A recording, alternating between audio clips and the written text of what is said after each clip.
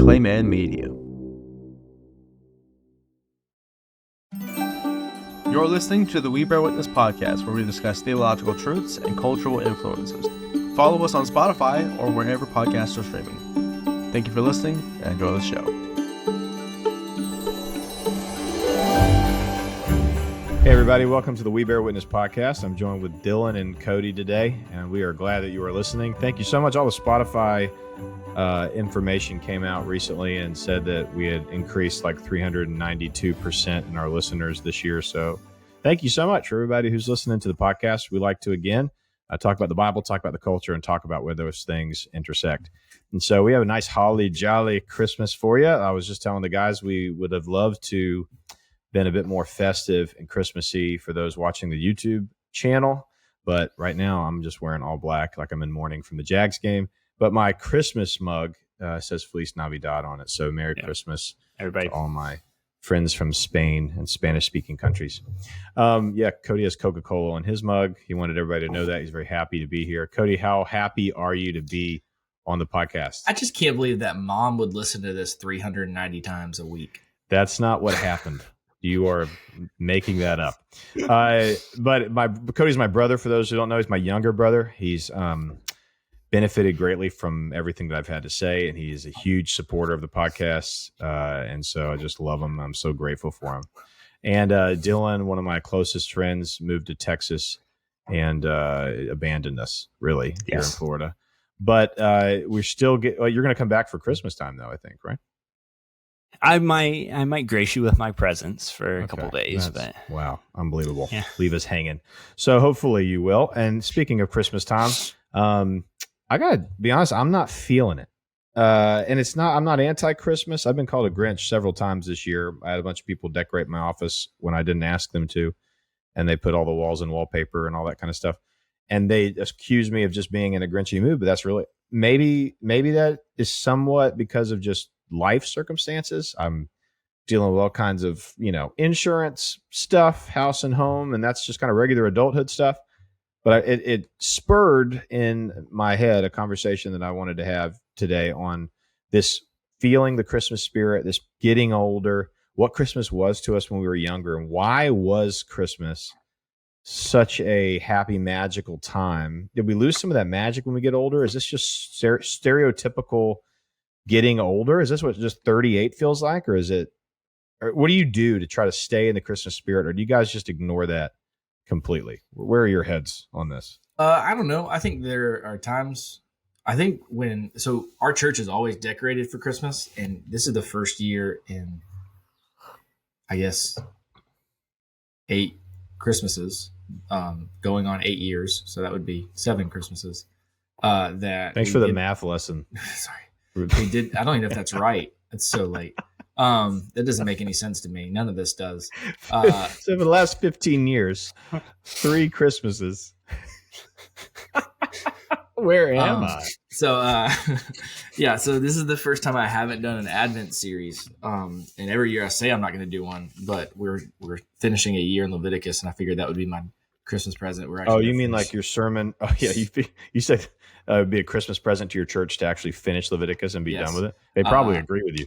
Yeah. But you do an Advent series, like a sermon series. We do an Advent sermon series every year. Except for actually, I think 2 years ago or last year, again, time just escapes me. 2 days ago, we did a sermon series on some historical Christmas carols and like their makeup and the theology behind those who wrote them. Which was a little bit fun. It was a little bit different because I do feel like it attacks the same thing every year. And I feel like that's where the mundaneness, that's the word, of the season comes from me, is that it seems like we struggle with the same things every year around the season. And that gets tiring and old.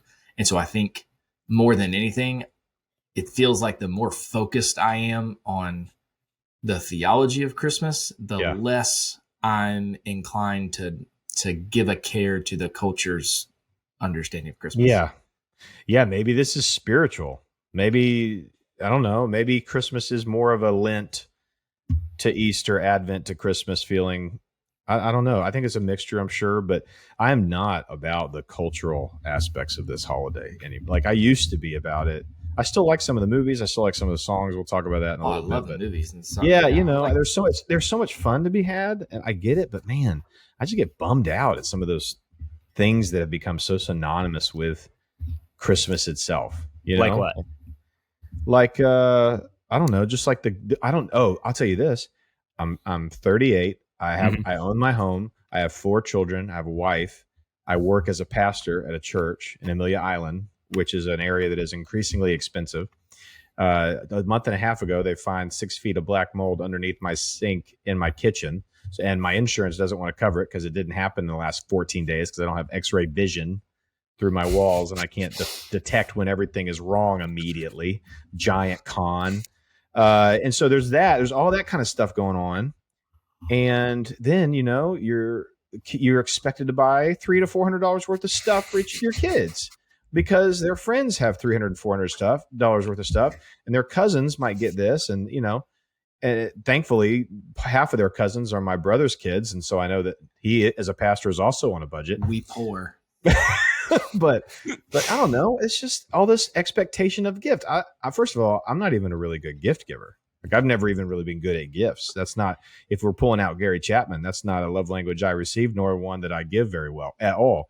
And I think there's just a lot to say about that come the holidays. But no, the country's in $1 trillion worth of credit card debt. And yet we all center around Jesus's birth during an Advent season that's supposed to mirror Lent to Easter.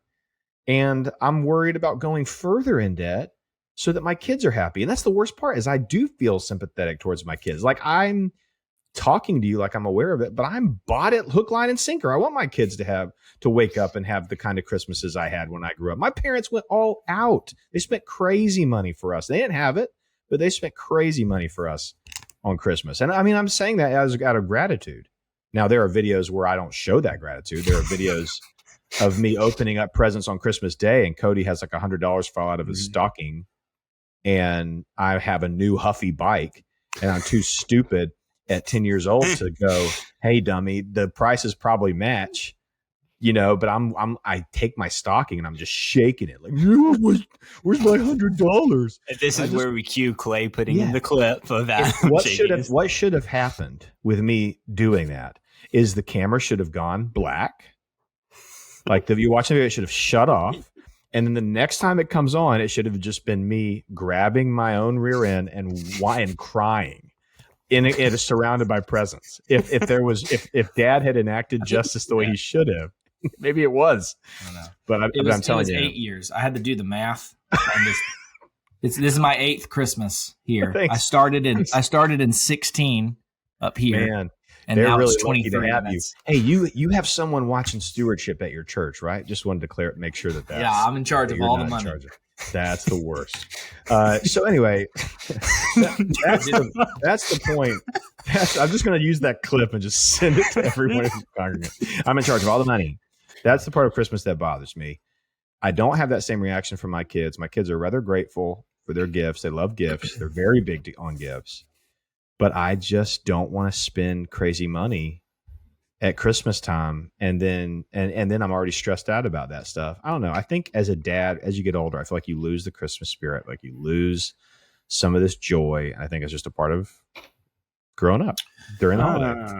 I don't know. Really? What do you think? If you disagree with me, go for it, man. I mean, Christmas is great. I would say this wasn't great. This is probably one of my favorite Christmases to date. So stupid. This is going to come across like I'm going, I hate the holiday. Yeah, basically. This is what half of our audience has left after 8 minutes of you complaining on our podcast. This is what we have. This is what happened. This is what happened. I'm pro Halloween now. He needs to watch The Grinch again. Yeah, he's pro Halloween and anti Christmas. I'm not anti Christmas. I'm not. Is there anyone listening that's like I'm supposed to trying to invent the Christmas spirit that's not there? It's like trying to create a romance when there is none. You know what I mean? That's what it feels like. Go back to the roots, man. Well, that's what the podcast is going to be about the rest of the time. I think every time I do, the worship is better. Yeah. My prayer is better. Like when focusing on the right things, I think it's a good thing that I'm not about the same kind of Christmas spirit I was about 20, 25, 30 years ago. I'm not even talking about just as kids. I know it's different as kids. Well, I'm talking like 5 years ago. I was all more about Christmas than I am now. We had this conversation in our Grow class, which I think kind of just had this thought that I think helped, is that what I think so much of what the culture propagates in the Christmas season are good things that are not centered on the right hope, right? Mm-hmm. So you have the idea of giving, you have the idea of joy, you have the idea of family, and all those things come with a expectation that's not really grounded in reality when you understand the doctrine of man and the doctrine of this world. Right. And so I think that's the temptation, is I think every time I come to the culture of the Christmas season, those are things that you deal with every season of every year of your life. But with the Christmas season, there's for some reason an added importance upon all those things that puts sort of an expectation on everyone around you, which therefore comes with the anxiety and the stress of trying to please those expectations. And so I think that's kind of the area where I've kind of let go a little bit, is just to say, look, you know what? I've got great joy in Christ and with my local church every season of life. You know, I've got ability to grow in my giving. And this year we're given one present, and it's annual passes for our kids and our family, which is expensive, but it's one thing that we get to do together as memories. That's what we're going to give to our kids. So it's not about as much stuff as you can get. And then finally, as far as a family aspect, our family life is, I think, pretty healthy right now. And it not because we've got it down, but simply because we have a family of believers that love the Lord and that come behind each other and just support each other, encourage each other. Yeah. So I think that's where we get kind of messed up when we try to appease those cultural expectations, put added pressure to kind of, in some ways, expedite your sanctification in all these areas very, very quickly because it's the season. Yeah, that's exactly what I was pointing to, is the idea that I feel like I don't want to force something. I just want to make it about the right things. And then you can enjoy all the simple things if you've made it about the right things. But it's almost impossible to enjoy all the simple stuff if you're trying to create some version of Christmas on the wrong hopes. Even the memories and experiences you have as a kid are the wrong hopes, and I think that's a good lesson for our kids. What about you, Dillon? Are you going with, I'll take a big left turn here, but I mean, you going with the Santa thing, or are you kind of talking about the real Saint Nick? I mean, I know that's a huge part of everybody's Christmas is Santa Claus, but we come from sects of communities that don't really do the whole Santa thing a whole lot. I mean, we still have some congregants that do, but it seems like it's less and less. Do you think that has anything to do with some of this, like a theological take? Yeah, I mean, I think you can. Mary Claire's too young to really care either way at this point. So it's not something that is an active issue in our home of having to explain through Santa Claus and the guy with the white. You're not doing Santa beard. Claus though. No, I mean, gifts are going to be from mom and dad. One thing I really appreciated growing up, and I think probably will continue, was learning about Saint Nicholas and the impact he had on Christian, like a lot of the let me back up. Basically, the impact he had on a lot of the positive elements that we celebrate in Christmas, the giving sacrificially, for others. And so that was impactful to me growing up. And it's something I would love to continue with my kids down the road. And I think it's good to kind of like understand where a lot of these traditions came from. We've kind of sterilized them in our culture nowadays. And they come from a really cool history that, it's really fun to go back and learn about that and explore the lives of these men and women in history that, we might celebrate today unknowingly, and just kind of understand why we celebrate that. And so, we probably won't celebrate Santa Claus in the traditional sense, but we definitely will talk about Saint Nicholas and the history behind that and things like that. So. Yeah, for those of you who don't know, Saint Nick was a Turkish monk, and twofold contributes to the element of Christmas: the incarnation of Jesus Christ being like God, fully like God, homoousios, as opposed to what was an Arian heresy at that time, heterousios. And it led to St. Nicholas being so upset in that world of Gnosticism and Pelagianism that I think he slapped Arius like in the face. And so that was always the running joke is why go with a jolly fat man from North Pole who hangs out with elves, like when the real Saint Nick is like this doctrinal baller. He just slaps heretics in the face. And then he's like, when I'm not slapping heretics, I'm giving gifts to the poor out of a reflection of what I didn't have. Like, and not holding animosity towards God, but showing the world what really we should be about 24/7. So like, it's really hard to even compete these two ideas, Saint Nick or Santa Claus. I think there are people that can indulge in Santa Claus, and it's not like you're doing something terribly wrong. We approach the Santa Claus thing with, hey, you know how you go to Disney World and you see the girl dress up as Ariel, but it's not Ariel? That's kind of the same thing. Santa Claus is a fun idea of dress up, but there are people that you have to be very careful with this message about it. There are people that will listen to this today and think that we're doing like a criminal thing towards our kids by not giving them like Santa Claus is, look, real. He flies around in the sky. He comes into our house when we're sleeping. He has omniscience, and you better behave or you're not getting that toy that you wanted. Like, that's just that's pretty heavy. Where, though, I draw the line is like I always tell people initially when I made this decision where I did the Santa Claus thing, I had people come at me and say, well, look, you're missing out because, St. Nick was a really cool guy. And then when you study St. Nicholas, you figure out he would despise what Santa Claus has become because Santa Claus has the attention away from Christ. Right. Right. Santa Claus has become a works-based, godlike deity, who has omniscience and omnipresence. Yeah, right. And so I think that's where I kind of a little bit draw the line, is to say, look, I feel like we do the same thing with the characters and pretend it's make believe. Mm-hmm. But when we're recently in trouble with even people in our church, not trouble, they're I think sweet people for sure. Have you ever said anything from the pulpit? No, but like accidentally. Our kids, like we have a 7-year-old now who sees things black and white, and she's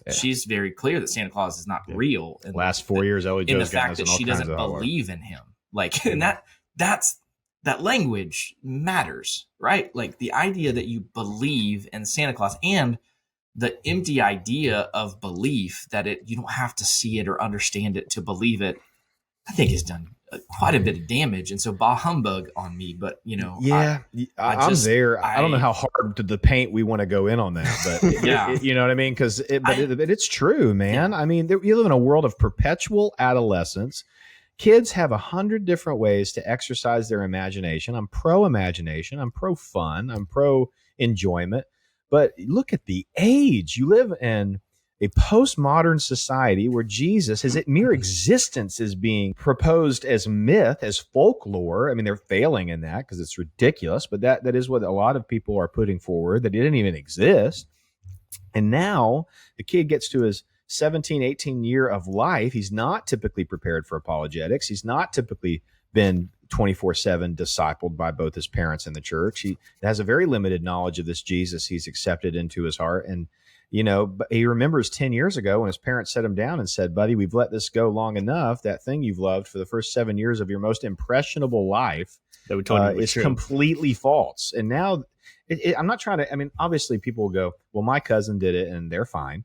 We did it in our family and we're fine. Well, yeah, that's all could very well be true. Our dad looked just like Santa Claus. we came in and saw Dad and weren't affected. We just ran with it. We were just like, big guy, white beard, cool. So all that to say, I don't want to just sit here. I'm just not going to sit here and chastise or say, man, if you really hold this position, I'm judging you. There are bigger fish to fry than Santa. But I do think that there is a precedent that you might inadvertently be setting in the life of your kid when it's time to really talk to them and focus on doctrines. And that's really it full circles back to St. Nick. I mean, one of the most important doctrines of all Christianity, whether Jesus was exactly like God or whether he was different, like him but different, is probably one of the most contested doctrines. I mean, you developed religions off of this. And so to come back to the real Saint Nick and just to mirror him and go, yeah, this is the world's view on Santa Claus. We can enjoy it. My kids love the movie The Santa Claus with Tim Allen. They're not like, we don't look at Santa and go, get out of my house, bearded psychopath. Like, it's not church that. lady. She has the Dana Carvey. Let's respell, like, move these letters around. Yeah. What is Satan? And so, yeah, that's exactly. We're not doing that. So again, don't go nuts with it. Don't yell at people who say happy holidays. But at the end of the day, it's like, just try to focus on the things that matter in a very Christless world.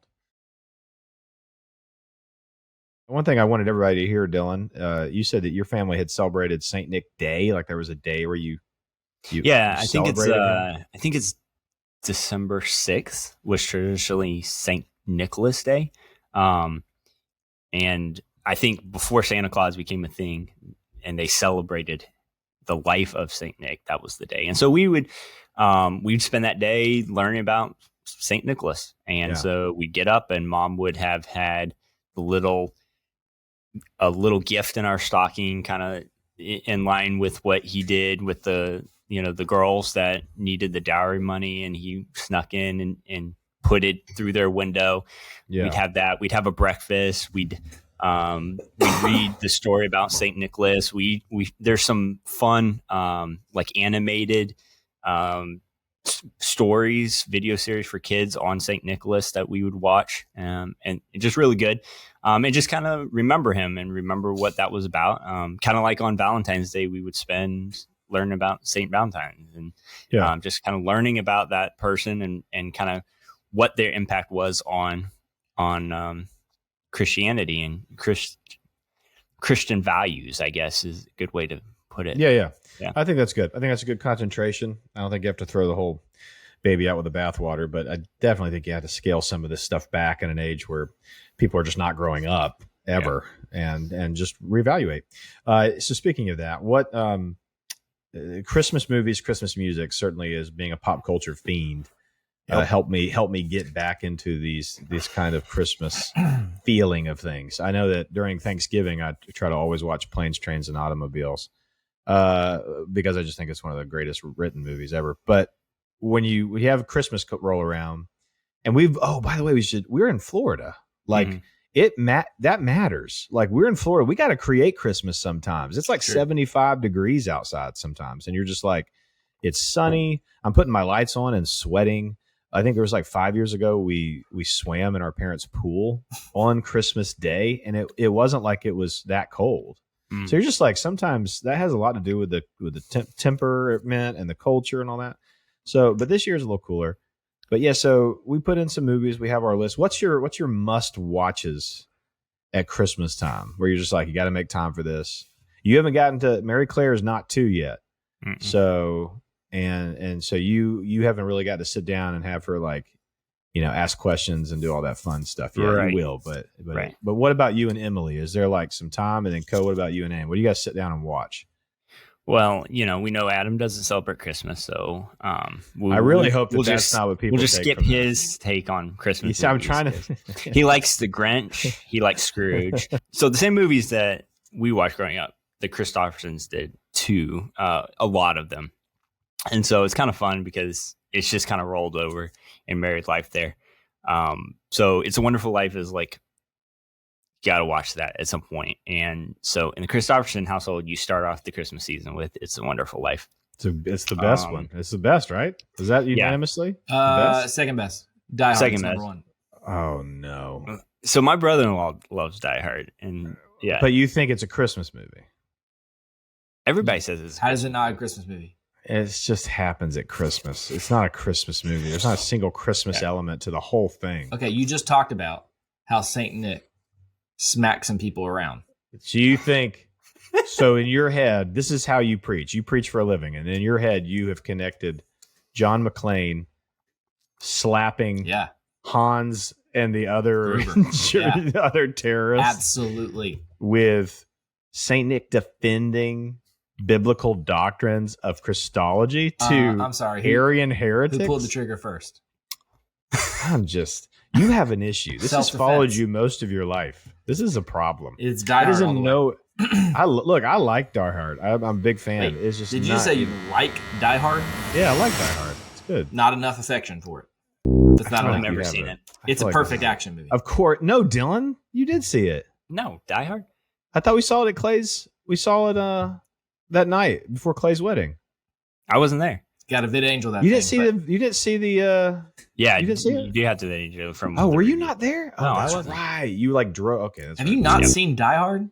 No. Oh no. You don't want to do this with Dillon. Remember, we're talking. I don't believe in Halloween. years. Remember? Dillon's family brought a rope to go to the store. They remember this Shut was up. they played this is how they played movies. Shut up. Hey, we watched all the good old black and white movies. Hey, You I will did. say It's a Wonderful I'm Life. just telling is, you. is number No, 2 so- on my list for sure. So it's a Wonderful Life. You've seen and that's Holiday number 2 Inn. at least. Holiday Inn. You got to watch Holiday Inn. That's a great one. I do love White Christmas with Bing Crosby. Mhm. That's a great one. The girls love that one too. My kids, by the way, anyone has kids, White Christmas keeps their attention. For some reason, Yep. those older movies I've found keep kids' attention. Is that not your? I tried Miracle on 34th, the original. Yep. does, but White I Christmas. hate does that not. movie. What? I The hate it. original? I go to sleep every single time. So now that we've Bro. talked how Santa Claus is not real, if you want to prove it really to your has kids nothing that to do with Santa is real, Claus. Nope, that has nothing to do go with watch Santa Miracle Claus. on 34th Street. That movie passes me out. Bro. Give me Jimmy Stewart with It's a Wonderful Life and Mm, Clarence That's any painful. day. But no, I like White Christmas a lot. That's really Miracle good. on 34th Those are the Street. old ones. What about the ones from our childhood that my kids have resonated with? Home Alone's Home Alone. Home Alone's My on kids top of the love list. Home Alone. Home Alone's legit. But I they mean, all just want to watch the attempted murder from Kevin McAllister. That's all. They're all interested in the fact. Like the first one certainly is self-defense. The second Okay. one, like they're He's interested in trying to kill nothing him. about him. They're he's interested trying in to kill them. they're interested in nothing about like you need your parents. Right. No, just get You to the know, violence. or probably- sometimes you get what you wish for, and that's not the good thing. There's a lot of good lessons in it. But Right. they just like Joe Pesci getting like burned alive. Right. It's Like very true. So what that about is a Elf? wild movie. This Where- is where a did- hot what topic. did I- Rank. What did I read the other day about? This was like they put. Let's do your they- top fives. Like we should do. I don't top. have that. Christmas Vacation. Yeah. There was a generation that was all about Christmas Vacation. There was a generation that was all about Elf. Now that's a good discussion. That is like that's like a where you are in your age. It's very true. Like if you're under 30, 33, 34, you're probably all about Elf. I don't because like that it. was what 15, 16 years ago. I think it. I So we showed our kids Elf for the first time this year, and they liked most of it. They thought Yeah. the parts that were silly were silly. My kids will They watch it, but yeah, enjoyed it. But as a father, the last 30 minutes of Christmas Vacation, yep. it begins to scare you how much you get where So- Clark's coming from. That's what ends up happening is you used to go, who would lose it like that? And now I'm like, absolutely. We like right after Thanksgiving, we moved a refrigerator. I took the pastor's son with me to move the pastor Forrest Jones, who we just hired, his son, Jonathan. They've only been here like 3 weeks at that point. I take his son and we get a truck from this guy, Daryl Blanton. We go to 3 stories up at the plantation, and this very kind woman who's giving us this 18-month-old $3,000 new refrigerator. And we bring it 3 stories down. I put it in the back of the truck. There's not a scratch. I tie it up. I get it all the way to my house. And I take it off the truck. And all I got to do is move it 8 feet into my garage. And as soon as I go to move it 8 feet, the rain just starts pouring down. And I go, Jonathan, real quick, let's throw it up on this dolly. Why I'm not just shifting it over 8 feet, I don't understand. So I throw it on the dolly. I lean back, and then I take an accidental left, and I accidentally drop this refrigerator. And there is that moment where you get the end of Christmas Vacation. Like there was that moment where you did 3 hours of labor successfully. You saw this woman hug her refrigerator goodbye. Never saw that, and never saw that before. And so she was very affectionate towards us. And so it drops on its front, and I just lean back and I don't say anything. and Jonathan puts his hand out trying to catch it and just crushes his hand. Jeez Louise. I look back. Yeah, I look back, and this is the day after thing. I look back, and the door of the refrigerator is like gone like back and slammed that way. There's glass on a shelf that broke.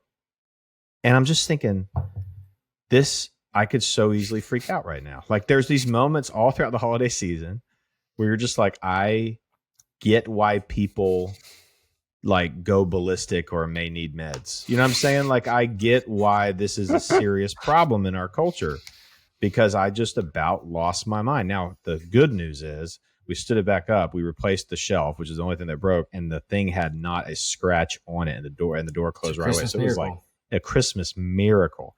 But that signaled like this whole Christmas season for me. And I have not been able to shake it. So Christmas Vacation is probably the most relatable movie to me. Like we're going to have a good Christmas, whether you like it or not. Like put on your game face. This is what's going to happen. And of course, like any rant that you wish you could have and do, he does in that movie. There's just the the relatives that he has, like his bad boss, like all that stuff is incredibly relatable to a lot of people out there. And so Christmas Vacation's up there for me. Christmas Story, bro. Christmas Story's good. My daughter freaks out at A Christmas Story. Like the tongue on the pole part gives her nightmares. Man. Have you seen The Christmas Story, Dillon? Mm-mm. This is the saddest list. So it's just anything before 1927. Nope. Three Wise Men and a Baby's a really good one. Is that the one with Ted Danson and Tom Selleck? Yeah. No, it's not Tom Selleck. No. What's no? That's Three Men and a Baby. Three Wise Men and a Baby. Three Wise Men and a Baby. I instantly thought that this was a 3 Men and a Baby spoof. Are you trying to tell me that it's not a 3 Men and a Baby spoof? No. Is that what they called it? They called it Three Wise Men. It might be it might be not a Gutenberg. There's not a Gutenberg. Probably producing. Every movie I watch, I ask, is there a Gutenberg in here? Yeah. There's not a Gutenberg. I won't watch the last 4 Police Academies. Right. Because. So what's your number? What's your top 5, Co? Mr. Movie Man? Die Hard. That's not a Christmas movie. You're not a Christmas movie. Well, also true. It's a Wonderful Life. Mm. Then Christmas Vacation. Then Christmas Story. And then I would put original Miracle on 34th there. Probably. Oh, wow. I didn't know you were that big of a fan of that movie. Great. Really? It's great. Just a tearjerker for you? I go to sleep well every done. Single solitary time. Sorry that you don't have the intelligence that I do. That's what it is. What about songs? I'll tell you what. Give me 3 of your favorite Christian Christmas songs, and Christmas then your shoes, favorite secular. Your Christmas one favorite shoes. No, Christmas shoes. True. We could talk for another 35 minutes of why I think Christmas shoes should be banned from the radio waves. It is the weirdest song. You're creepy in that song. You listen to that song and you know there's a movie, right? Oh, I guarantee you. No, who jumped on? I think it was like a Hallmark Channel. Yeah, I think they wrote it for Christmas Shoes. The Christmas Shoes movie. I think it's got Rob Lowe. Is Rob Lowe in that? No. So wait, so New Song wrote the Christmas Shoes? New Song did. Yeah, and they wrote it for a movie. Maybe the song came first, and then Rob Lowe heard the song, which is like, I've never seen. I got to make a movie about these daggum shoes. I got to make a movie about a guy waiting in line. Rob Lowe's in it for sure, and a young kid who is dealing with this tragic Christmas, this downer of a Christmas, but is trying to buy shoes for his mom. Yeah, it's like a whole series of movies. There's like Christmas Shoes 1, 2, and 3 or something. Oh my gosh. How many are there? I think there's like 3 of them. Jeez Louise. Not enough, Adam. Not enough. It is based on the song. So the movie is based on the song. So they made the song first, set the world on fire with that hit. Gotta get these Christmas shoes. That is not a Christian. I'm talking about, like, here's one I've been learning on the ukulele is God Rest You Merry Gentlemen. That is a great song. That's a great, Joy to the World's always a really big, great one. Oh, Holy Night. Holy Night's killer. Josh Groban singing "Oh Holy Night" is killer. You would, I would, and anything by Michael Bublé is my final answer because that man is an angel in a suit. Ironically, did you know that "Joy to the World" was not written originally as a Christmas song, but as a song speaking more of the return of Christ? Oh, really? Yes, Did you that's know right. It had a second Advent purpose to it. That's right. That's a We good sang one. it in July as an invitation song one time and freaked everybody out. It was great. That's awesome. No kidding. Yeah. That's really cool, actually. Have you heard of Sovereign Grace's "O Come All Ye Unfaithful"? Oh, Have it's you guys so been doing good. that? I just "O actually Come sent All that Ye to Justin Unfaithful" is this a week. tremendous song. Yeah. Are you guys Come not doing Ye- it yet? No, we're Come gonna wait Ye- about 5 years. Oh, so it's "O Come." It's right now we're working through Tomlin. Right now we're doing a lot of Matt Redman Jeremy right now. Camp, We just introduced our Stephen our, Curtis Chapman, my church just heard 10,000 Reasons last Sunday. Michael W. Smith. No, Dillon. It is "O Come All Ye Unfaithful," Sovereign Grace, and it's the idea that you don't come faithful. God makes Right. you faithful, and so what you come as haven't heard broken. It's kind of like that "Just as I Am" Yeah. added Come bridge they've done. I come broken to be mended. I come wounded to be healed. That's kind of like where they peel. Cool. That's probably one of my favorite ones right now. I love the stuff in minor. I love the O Come Emmanuel. I love that stuff. Like anything where you're doing like a heavy guitar. Yeah, I was going to say guitar. O Come Emmanuel is one of my favorites. I do not like the first Noel because I had a bad experience with the first Noel. What about My Place in This World? Well, you don't need to list every song that I sung in church as a prepubescent. Listen, My mom would apparently have me sing in church even in the midst of my voice changing. I think some people got that was the unsaved. best. Did you know? So I had to sing a solo in front of Aunt Debbie this Sunday night. We did Behold the Lamb of God by Andrew Peterson. Are you still doing? Is it the same thing you I did had to do last So year? Long Moses, and she came, and I thought, the Lord's going to discipline me for making fun of And So Long Moses is a hard. It's so one. hard. If you didn't know Dillon, when Adam was like, he was like 15, 16, his voice started finally changing. Something around that. It still hasn't changed. And my Aunt Debbie came from Phoenix, Arizona to watch him sing, and he sang Michael W. Smith's My Place in This World. And the entire time he was going, look at reason rolling through the night to find my place in the world. I couldn't find the key. And his voice was he was just going through puberty that night. It was like it happened on stage. And it was brutal. And I'm just, as an 8-year-old, I'm just dying laughing. It happened on stage. Oh, so good. That's awesome. Those are it's turned into a humiliation fast, but those are good. No, what's your favorite secular Christmas song? Because that's a long list for me. That's a lot of stuff. I always everything we mentioned Sleigh so far has Bells. Sleigh Bells is a great one. Yeah. What about Baby Please Come Home? That's a good one. It's called Christmas (parentheses) Baby Please Come Home. That's what it's called. I like who sings is it like John song. Legend that does the Christmas? What Christmas means to me, my love. That's what Christmas means to me, my love. You, Die Hard and John Legend is what you brought to the podcast tonight. I brought the Place in This World story. That was good. That was terrible. What about you, Dillon? Secular. See, he's trying to think of a secular Christmas song because he can't think of one.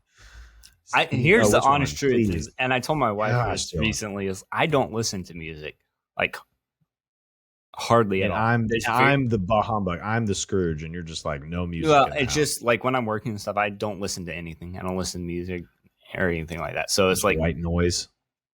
What do you? What song? What like secular Christmas song? What's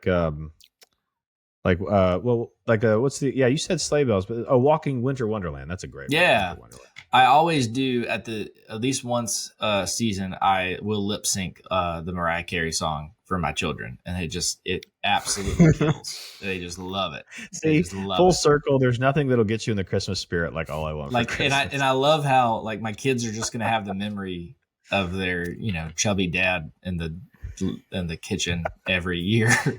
Doing just the most singing elaborate, making cookies. Yeah, that's awesome. I like. Well, probably my favorite secular is like the chestnuts.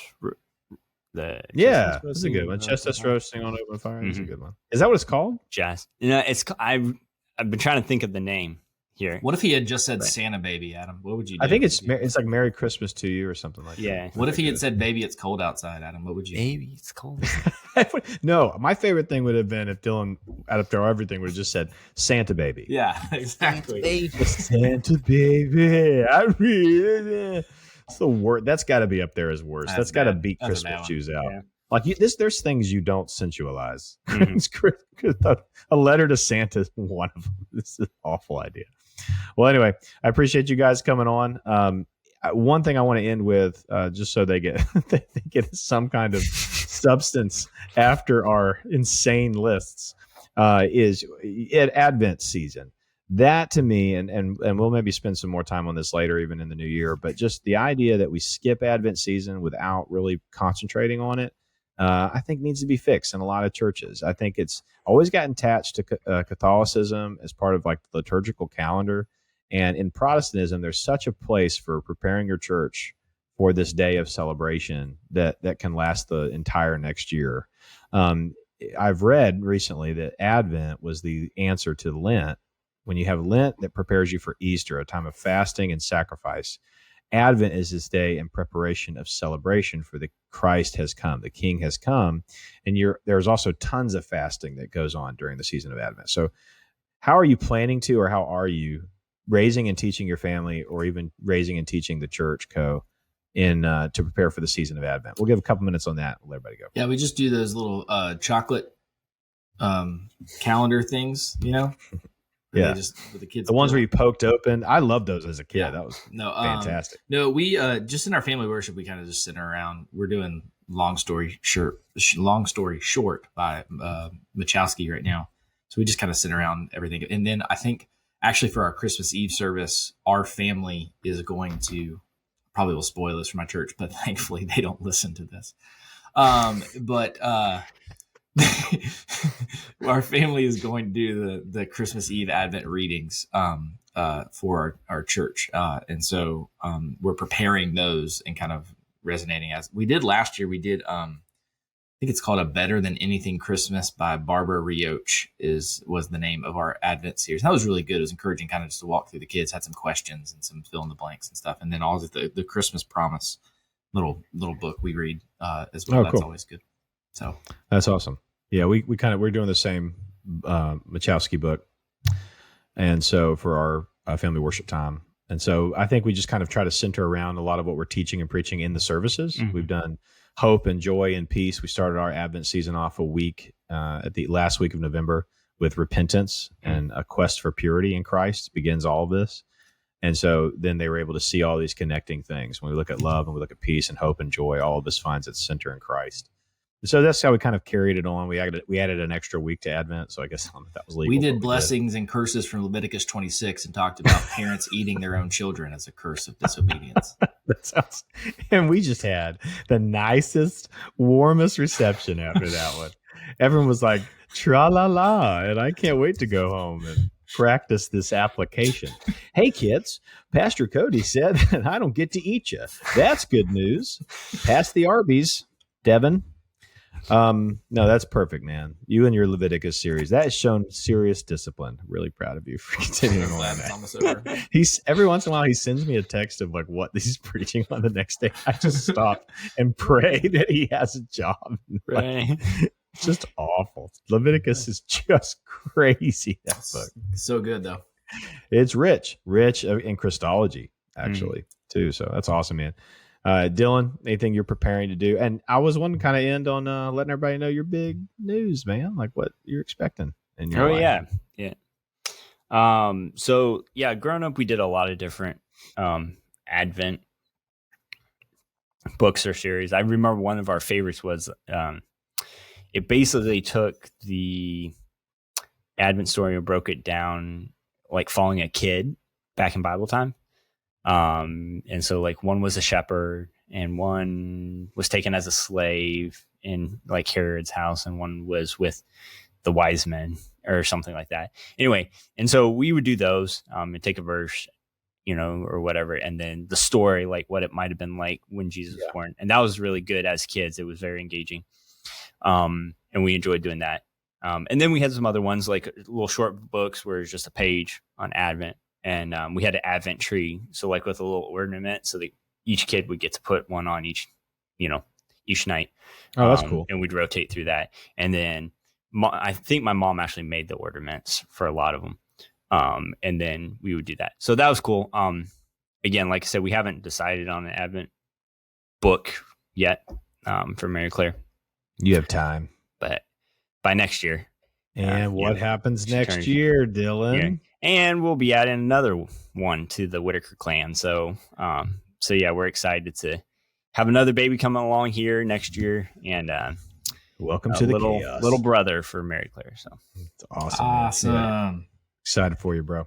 Yeah, well, I appreciate you guys being on and us getting all of that stuff off our chest this Christmas season. See, Adam already feels better. He's not so Yeah. grumpy. He's not a Grinch any longer. Not even thinking about how my home insurance hates me. No, I feel like we need to Merry put the Christmas. end of Jelly this of the Month podcast Club. at the beginning, Jelly so of the people Month don't Club. leave. Yo ho ho. Yippee-ki-yay. That's the gift that keeps on giving, Gift Clark. that keeps on giving. That's the cousin Rand is so excited about it. Well, anyway, thank you guys so much for listening. We will be back with some more episodes this year. Thank you for just listening all this past year. It means a lot to us. We really enjoy doing these things. And we got some Bible studies, some special guests, some great cultural topics of the day waiting for you next year. Listen to us wherever podcasts are streaming. Make sure you subscribe. Go to YouTube and subscribe on the channel for the video. We greatly appreciate you guys. God bless and have a Merry, Merry Christmas. Merry Christmas. Merry Christmas.